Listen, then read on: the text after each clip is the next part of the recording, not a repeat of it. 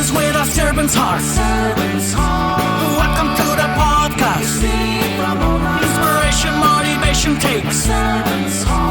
Listen to the podcast. We're all about to talk about life. Our guests will share their life story. We want you to success in life and business. We're ready and we will start shortly. We're gonna talk about life. We're going to speak on business. You're gonna shine bright. We are going to witness. Business with a servant's heart. With hosts Steve, Ramona, and Ray. Inspiration, education talks. Listen to the podcast. Steve, Ramona.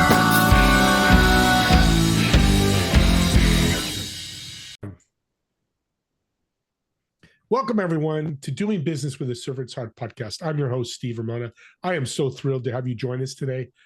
I've been talking to my guests for about 15 minutes, probably one of my longest get-to-knows in a podcast, but oh my God, the information you're going to get. Please, I say this all the time, have a pad and paper ready or an iPad like I do, because you're going to want to take notes. We developed this podcast to inspire and give you purpose in your work, in your life, of a servant's heart. Make an impact and a difference every day. The ROI and the feeling from that is just incredible. We're also bringing guests on that will motivate you, inspire you, and educate you. So get ready for all that. And if it's all three of them, it's a grand slam, like I just told my guests, or if one or two of them, it's a home run. It's still good. But the goal is you, the audience. What do you get from it and how we can help? We're not going to be able to help everybody. That's never should be a podcast host goal. Just try to help others. And here's your homework today. I want you to think about, after we serve you with this great guest, how you're going to serve yourself and serve others today, and what impact you create today. And the key word is today, because people will wait. And next thing you know, it's weeks have gone by and you haven't served. Trust me, when you serve, I get to do it every day. It's the greatest feeling in the world. With that being said, I want to thank our sponsor, Pantheon Alliance. Imagine growing a community of high income earning business owners and thought leaders who are making an impact and change in the world. Being part of the community is so powerful and so wonderful. I'll get you all the information. Just reach out to me and I'll get you that information for that. With that being said, impact, change, difference, dementia, brain, concussion, it's all over. I'm actually dealing with dementia in personal life. So I've kind of from the outside seeing this. We're going to talk about this, but what's really cool, he's so positive and so excited about ways to help without having to pay a lot of money or without having to talk to a doctor who doesn't know maybe anything about this and giving you wrong advice. So with that being said, I want to welcome to the show, Eric. Welcome, my friend. Thank you so much, Steve. It's awesome to be with you. I'm going to call you my friend because that's what I feel like. You've been so great before the show, helping me out personally. But dementia, what inspires you to get into dementia, concussions, and brain injury? Well, I spent 16 years working in assisted living and memory care, and I developed such a great love for the people that I was serving, and I was always hungry to do more for them, to help them. It feels kind of icky to feel like you're straightening deck chairs on the Titanic, like people are just declining and struggling. It's painful to see humans go through that. And so I've just been hungry for years and have worked really hard to find tools and practices that actually make a difference for people. And the science of neurodegenerative diseases has advanced so much in the last 15 years that we just have a lot more tools in the toolbox, and it's a very exciting time to be a part of it. And it leads to something you said, which is very profound when we were talking, is right now everybody's managing this. Oh, it's going to happen. Just be prepared. Your parents get to 80, 85, 90. You're going to deal with this. You're saying, and you've had results, we don't have to do that anymore. That's right. I think people confuse what is common for being normal all the time. And one of the biggest myths out there is, oh, as you're getting older, you're just going to lose your brain functioning and your mind's going to drop off. That is not accurate. You can maintain excellent brain functioning right to the end of life if you're doing the right things and barring, getting lifed on and something happened that you just can't change. But progressive cognitive decline throughout life does not have to be the rule. And we now have the tools that Alzheimer's disease and other dementing illnesses could be optional more than anything. more than at any other time. It's optional. Yeah. And technology in medicine, as we know, is growing so fast, and you're taking advantage of in a great way to help others. Walk us through the journey. Let's start with dementia. You've got a patient with dementia. What do they look like when they work with you? When we're working with them, we first have to just take a step back and recognize they are an individual. There are no two people who are alike. I mean, how unique is a human being? If you had a deck of cards, 52 cards, how many unique shuffles of the deck can you have? Well, it's 52 factorial. It's 52 times 51 times 50 on down. And if you do that math, I don't even know what you call the number, but here's an analogy for you, Steve. If every unique shuffle was a grain of sand, you could fill up the Grand Canyon almost 4 times before there'd be a repeat. And there are way more than 52 factors that make you, you, and me. So the very first thing that we have to do is have a degree of humility about what we're up against, because every single human is unique. And that's not just hyperbole, it's literally true. So we start doing a cognitive test and try to establish a baseline and understand where are someone's strengths and where are they struggling. And then we actually do blood work to look at nutrients and hormones and metabolic markers and inflammatory markers and the presence of neurotoxic substances, things that really truly affect brain health, and they affect people in unique ways. So we kind of survey the scene, we look at the puzzle pieces that we're working with, and then we pull all of that together combined with a person's life history, and we write a report called a roadmap report that says, here's how you go from where you are to a better place through a multimodal approach that recognizes that the body is a system of systems. We're trying to overcome one of the fundamental flaws of conventional medicine. And up front, please know, I'm not anti-conventional medicine at all. I don't think we should throw out all the gains that we've made in the world. And I'm not anti-functional medicine or holistic medicine. I think we need as many answers as we can get. But here's a flaw in the conventional medical approach. Let's say that you've got a mental health problem. Well, you're probably going to get referred to go see a psychiatrist, which is great. But if you have a conversation with a psychiatrist and say, I read that 90% of your serotonin is actually produced in your gut, true story, and I have chronic gut health problems. Do you think that could be contributing to my mental health? Well, a lot of psychiatrists will probably say, that's not my area. I'll give you a referral to the gastroenterologist. And if the tables are turned and you're talking to the GI doc and you're saying, you know what, 90% of your serotonin is made in your gut. I have gut health problems, but I also have suffered with depression for years. Do you think they're connected? Then the GI doc is just giving you a referral to the psychiatrist. We're viewing things in a siloed way, and somebody needs to look at the body as a system of systems and acknowledge how all of those parts and pieces are fitting together and interacting. That's what we do. And we do it in a personalized way, help people know their next steps, and use as much objective measurement as we can so we're not guessing. We want to be able to say, your cognitive scores are 20% better in this area than they were 4 months ago. They're 15% better here. They haven't improved here. We're totally missing something here. What could be going wrong there, etc. Sounds like coding with software, that's a system, or fixing a car. There's a system to change the carburetor. Much more complicated, of course, but breaking it down simply, that's what you're doing, is you're just breaking my car down, figuring out what's missing and what I have that's good, right? Exactly. But can you imagine, let's say you've got like a 1980 Chevy up on blocks in the garage, and you decide, used cars are pretty expensive, so are new cars. I'm just going to get this thing running. So you haul it over to the mechanics, and the mechanic comes out with a list of things that includes a ruined transmission. You've got a blown head gasket in the engine. The radiator's cracked.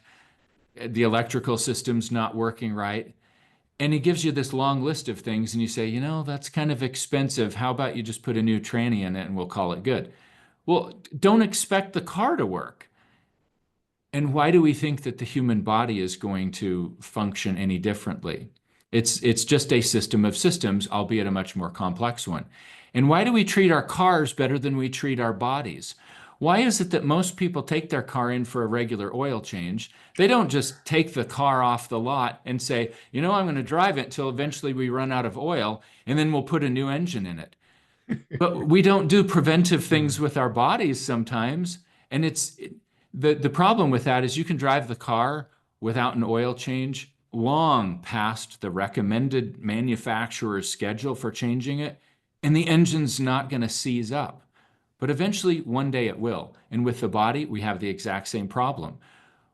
One sugary beverage is not going to rock your world, but you do that multiple times a day, every day for decades, and that will kill you. That will lead to Alzheimer's, that will lead to heart disease, that will lead to obesity, that will lead to type 2 diabetes, etc.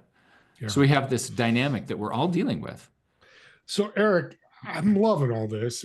I've told the audience he's super smart. You can tell he is. He's going to laugh, but he's super smart. But I think part of this, or it sounds like part of this, we just don't know. What you know, don't know, you don't know. Like this, and that's what you are. You and your partner are the microphone to go, there's a different way. There's a better way. Correct? Absolutely. Yeah. That's so powerful. You told me a story, and we kind of brief jumped over because we're running out of time to jump on the show, about the guy you worked with that's got a senior homes, and how you work with some of the people where they left the senior and went back home to live, which I've never heard. Talked to a lot of people. Talk about that story and what you did. Yeah, so his name is Hal Cranmer. There's actually a documentary being made about him called What Hal is Doing. You can see trailers out there. Maybe I'll give you the link to the trailer. Yeah, please. Hal is if you met Hal at the grocery store, he's just an everyday guy with a really cool story. Retired Air Force pilot that became a commercial airline pilot and then changes years after that led to him owning some assisted living homes. And he started feeling like, I want to do more. I want to make a bigger difference for people. And long story short, we started partnering with him, and he uses the enhanced protocol, which is our signature process for sorting through all this stuff, with the residents of his homes, at least anybody that's willing to sign up for it. It's not a mandatory thing.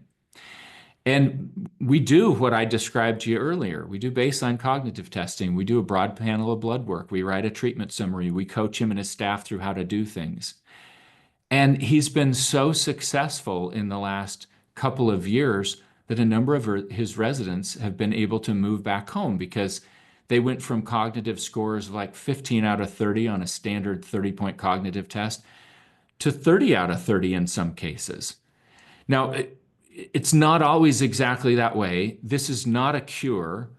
If people fall off the wagon and they don't prioritize the kinds of things that allow their brain to function better, they quickly slide back to where they were. But there's a lady named Melissa Lujan, whose name I can mention because she's been super public. She has also been on podcasts with Hal. And Melissa was a retired nurse who had a dementia diagnosis. She was not doing well. She couldn't really function. Moved into Hal's home, changed her diet, got physically active, corrected hormonal and nutrient deficiencies, optimized things that were not working well in her body. And she was able to move back home again. And now she's pursuing some advanced nutrition training because she wants to help other people in the same way that she got help. I never get tired of doing this kind of work because it is so enriching to see someone get their life back.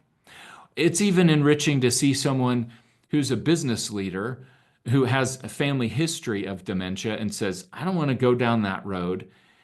And in a matter of a few months, their cognitive scores are up 20 to 30%. And I hear people all the time say, gosh, Eric, I thought I needed to read another book on productivity because I'm just not getting done as much as I did when I was 25. And then they start saying, no, I just need to get my processing speed back up and keep my energy level steady throughout the day so that I'm not tanking every afternoon. And I'm getting more stuff done than I've gotten done in the last decade. And it feels good. That just keeps me going. That is so motivating every single day to go out and get to help people with that kind of work. I want to jump through the window right now. I'm so motivated. I'm fired up Awesome. because what you just described is the other side where before dementia comes, you can take care of yourself. And you gotta love Zoom when they do that.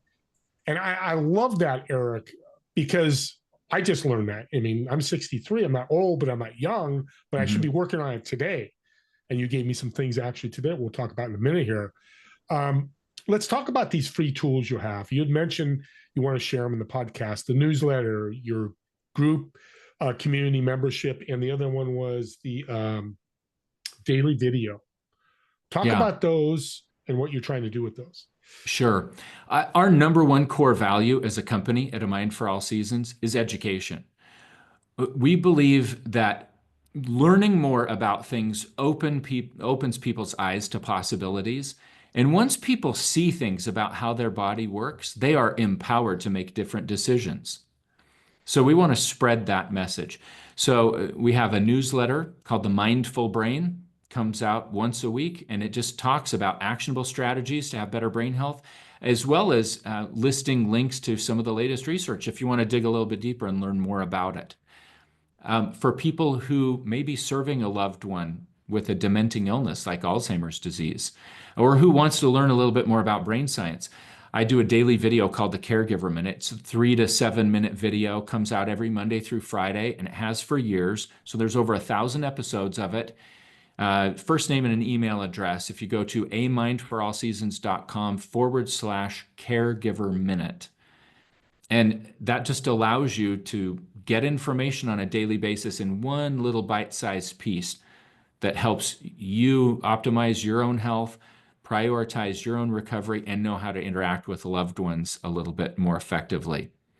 And then the real signature piece of what we do is our AmFast membership site.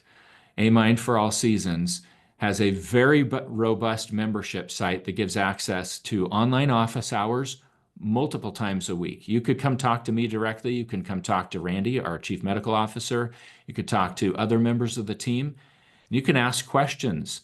You can bring labs that you got done at your primary care office and say, could you explain this to me? Help me understand this, and what might I be missing? We do a masterclass every Friday where we take a deeper dive. Like today, or excuse me, this week, the week that we're recording this, I'm teaching the masterclass, and it's a deep dive on sleep and how to optimize your sleep. And it's stuff that we've learned from clinical experience and not necessarily things that you could find through a simple online search. Right. So that's interesting. Go to amindforallseasons.com/join and just enter the code SERVE, and you'll get 30 days of free access. It's $25 a month to be a member of A Mind for All Seasons, to have that level of access and support. And we'll put this in the show notes, audience. So if you didn't get it all, or beautiful thing about a podcast, you go forward and backwards. You can go back, listen, and take it down. But if not, we'll put it in the show notes. You have access to it. The other part of all this, especially dementia, is the caregiver. People are jumping in that role and they have no idea what they're doing because they've never done it before. Right. Where do you help? We know a lot of ways you help. What are other ways you can help a caregiver besides the 3 tools you just gave us? There are 5 really important principles for how to interact with someone who's living with a dementing illness. And a quick background on where they came from so you appreciate the power of them as tools. The Alzheimer's Association many years ago invited me to be the keynote speaker at a family caregiver conference. And they said, we want you to help family caregivers know how to deal with the toughest situations. Like, what do you do when your husband comes to you, stares you in the eyes and says, who are you? Get out of my house. Well, you can't exactly say, I'm your wife. Things aren't going to go well. How do you deal with that? And I said, I would love to talk about that. I was teaching an 18-hour course at Boise State University for master's students at the time. And I thought, this is awesome. This is my field. And at the end of all the preparation for this call, they dropped the bombshell that I was going to have 25 minutes to talk about it. I thought my head was going to blow up. How do you talk about a topic like that in 25 minutes? But I already said yes. And so the way that I prepared was to just brain dump everything that I had ever learned, everything that I'd ever read about or tried as a professional in 16 years of assisted living and memory care experience. And I found that it fell out into 5 principles.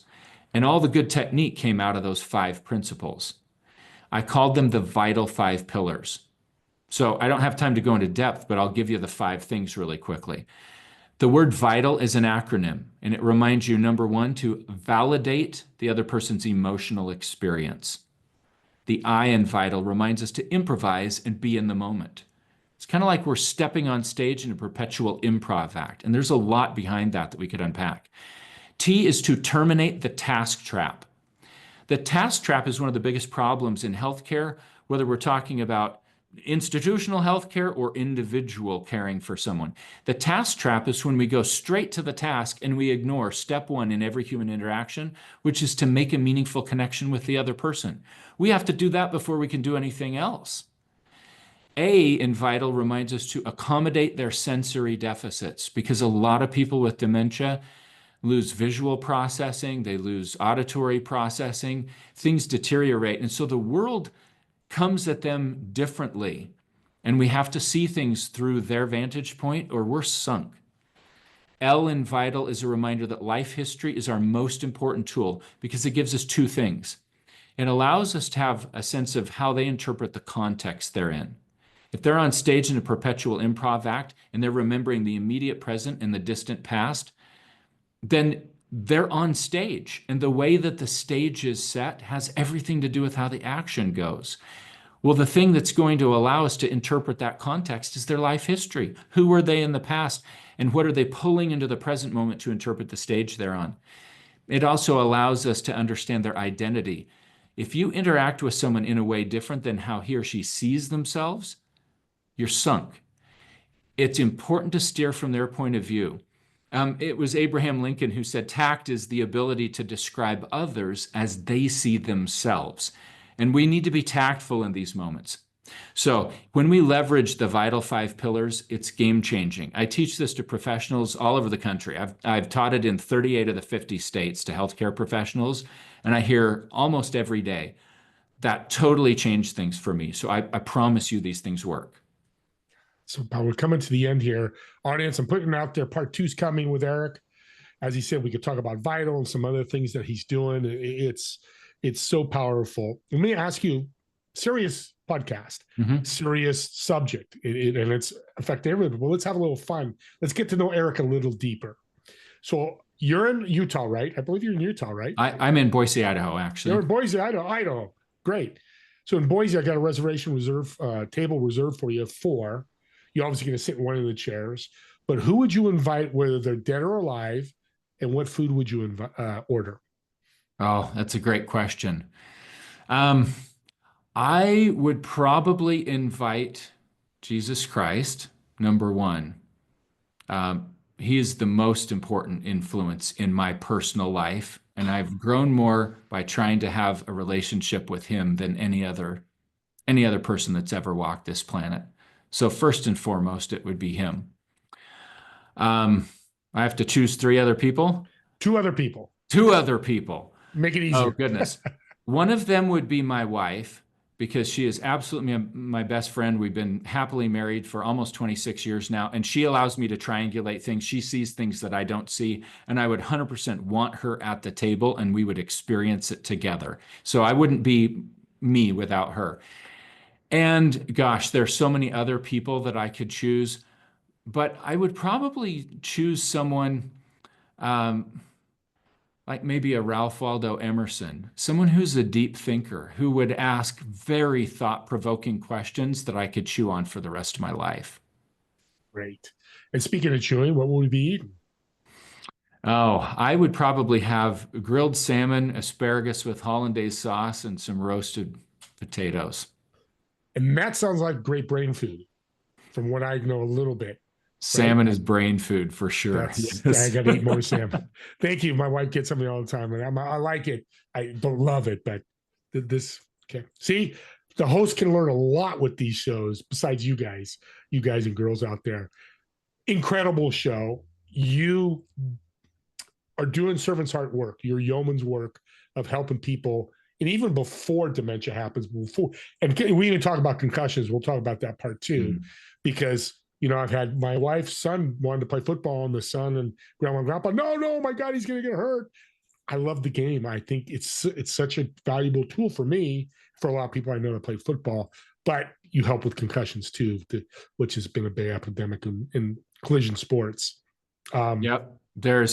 I can tell you what to do to reduce the rate of concussions, and I can tell you what we've done with NFL athletes to help them function so much better and improve their cognitive scores dramatically. So that'll be a fun conversation. There you go. Part 2. Look forward for that. I'll get that out there. How can people reach out to you? I know we'll have the information for the daily video. the membership, the newsletter, but is there any other ways people can get a hold of you? Here's two key ways. Number one, info@amindforallseasons.com. Just email us there. info@amindforallseasons, all spelled out.com. Or call us 208-378-2860. And I'll get that information on the show notes. So you have access. And on a quick note, he taught me exercise snacks. I'm loving that phrase. Go out, explain it. We got a minute. Explain what exercise snacks are. Sure. A lot of people are active couch potatoes. They get up, they have a workout in the morning, and then they sit all day long. And that causes so many metabolic challenges. It's almost as bad as being completely sedentary. The body was meant to move. So about once an hour, just get up, go walk around the building a few times, do some air squats. I've got a spin bike in my office, and I jump on that for 3 to 5 minutes. Do some push-ups. It doesn't matter what you're doing, just move, make sure that you're getting muscle contractions. I promise it'll make a difference in your metabolic health, your sleep, your energy level. It'll make a huge difference. 3 minutes, 3 minutes. And I told him, and he's going to make me accountable. I'm going to start that today because I do a lot of podcasts and this stuff in front of, because I've been in the fitness industry and we focus on, hey, get your 1 hour, 3 to 5 days of workout, but we forget those days we're sedentary too much, which is stand in place with a fake jump rope and jump rope for 1.5 minutes. Promise you, it'll get your blood flowing. You'll feel amazing. That's my first. That's all you have to do. That's my first snack of the day. There you go. I love that phrase. And audience, here's your call to action, your homework, whatever you want to call it at the end. Subscribe to my YouTube channel. And here's why. You listen to this. This is a gift. Everybody listening, like me, know people dealing with dementia, or a friend or fellow employee, whatever it be. Take this link and share it with my head. Just listen to Eric. Oh my God. He's got some cool tools, some cool resources to help you. Or a caregiver that's not really a caregiver. It's a family member or a friend. That's a gift because they reach out to Eric through email or call, or they go to the videos or they go to the newsletter, which I suggest everybody doing like me, and it changes their lives. I tell you what, when you impact people with dementia that are caregivers, it's a game changer because it affects everybody. So off my show, what do you call that? Pedestal. Couldn't think of that name, Eric. Your soapbox. I need more brain health. Soapbox. Thank you. I see I need more brain health.